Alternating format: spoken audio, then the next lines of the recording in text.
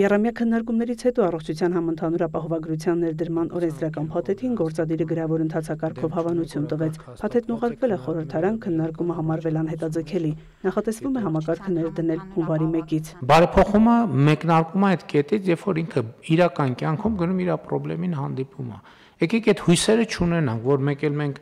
այնպիսի մի բան ենք անելու, որը տենց առաջին վարքյաններից նենց սահուն ամեն ինչ գնալու է, որ մենք դա չենք նկատելու։ Չի լինում տենց բան, բնության մեջ ուղղակի այդպիսի բան չի լինում։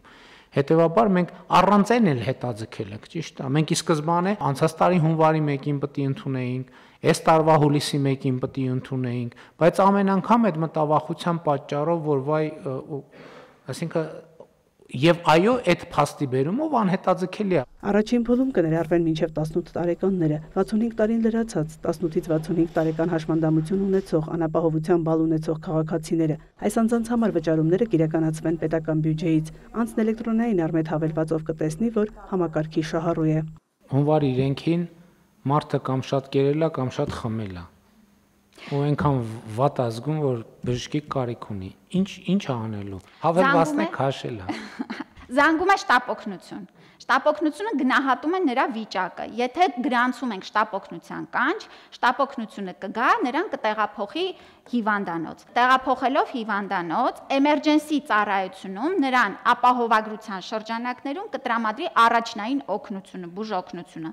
Կարիք կլինի, չգիտեմ, վիրահատության կամ հիվանդանոցային բուժօգնության, Եվս այդ հատվածը ապահովագրությունը կփակի։ Համակարգն ամբողջությամբ էլեկտրոնային կլինի 2028-ից։ Արմետ հավելվածում պետք է երևա անձը ինչ ծառայություն է ստացել, դրա դիմաց ով ինչքան է փոխհատուցել։ Երբ որ լինի անկանխիկ, երբ որ լինի թափանցիկ, երբ որ մենք բացառենք այլ շրջանառությունները, այդ ժամանակ նաև հետագծելիությունը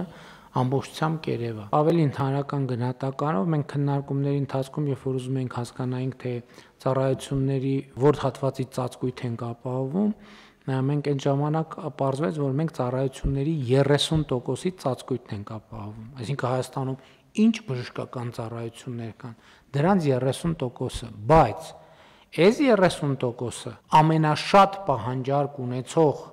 ծառայությունների 30%-ն են։ Պրակտիկան իր հետ կբերի նոր խնդիրներ, կբացի նոր հնարավորություններ, ի հայտ կգան նոր տեսադաշտեր, որ մենք այս պահին դեռ չենք տեսնում դրանք եւ այլն, այսինքն ինքը դինամիկ զարգացող համակարգ է լինելու։ Ստվերային աշխատավարձի մեխանիզմներին անդրադառնալով վարչապետը ընդգծեց, համակարգի հնարավորություններից օգտվելու համար անհրաժեշտ է, որ մարդիկ գործատուներին ստիպեն գրանցեն աշխատավարձերը։ Ապահովագրության համար 200,000 դրամ եւ ավելի բարձր աշխատավարձ ստացողները ամսական կվճարեն 10,800 դրամ։ Փոփոխությունը արեցինք զինծառայողների ապահովագրության հիմնադրամի համար նախատեսված գումարների մինչև 1 միլիոնը համահարթեցնում ենք 1000 դրամ եւ բոլորի այն ավել գումարները, որ նախորդ 5 տարիներին քաղաքացիները վճարում էին, ամբողջը վերաուղղում ենք առողջապահության ապահովագրությանը։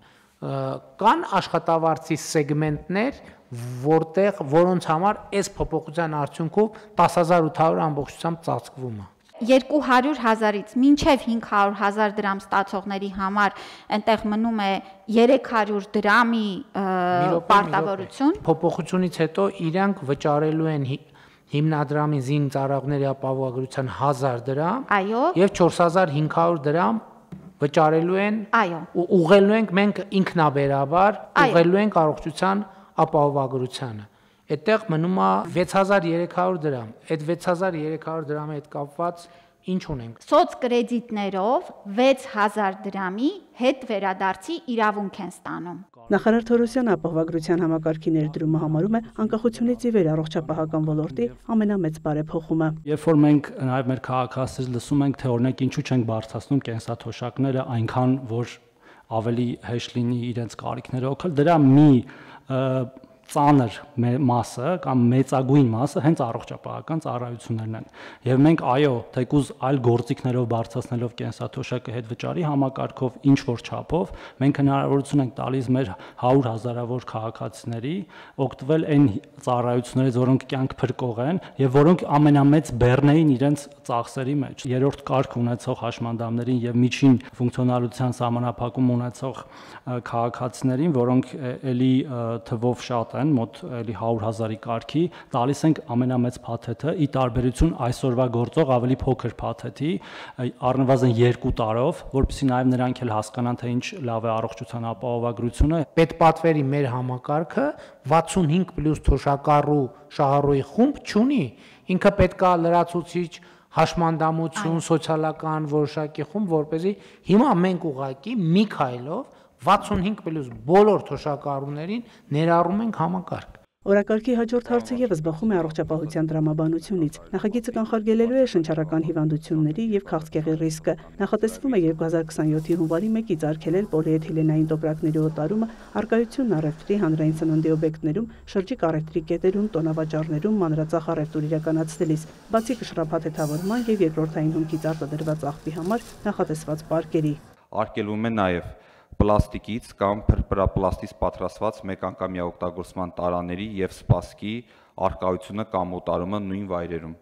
Կառավարությունը հավանություն տվեց նաև արտադրական կեղտաջրերի նախնական մաքրմանը ներկայացվող պահանջները սահմանելու նախագծին։ Արտադրական կեղտաջրերը, որոնք մտնում են ջրահեռացման համակարգեր եւ բնակավայրերի կեղտաջրերի մաքրման կայաններ, պետք է ենթարկվեն այնպիսի մաքրման, որ չվնասեն ջրահեռացման համակարգերը, մաքրման կայանները չխոչընդոտեն դրանց շահագործումը եւ տիղմի մաքրումը։ Նախագիծը ներկայացրեց նախարար Մաթևոսյանը։ 2026 թվականի հուլիսի 1-ից չի թույլատրվելու արտադրական կեղտաջուր արտանետողներին վերոնշյալ պահանջներին չհամապատասխանող կեղտաջրերն առանց նախնական մաքրում իրականացնելու արտանետել կենտրոնացված ջրահեռացման համակարգ։ Վարչապետն ակնկալում է առաջիկայում աշխատանքային քննարկումների ժամանակ կներկայացվի, թե մինչև 2027-ի հունվարի 1-ը ինչ ծրագիր կա որոշումը կյանքի կոչելու համար։ Մենք տնտեսվարողներին ասում ենք, որ դուք պետք է ներդրումներ անեք, որպեսզի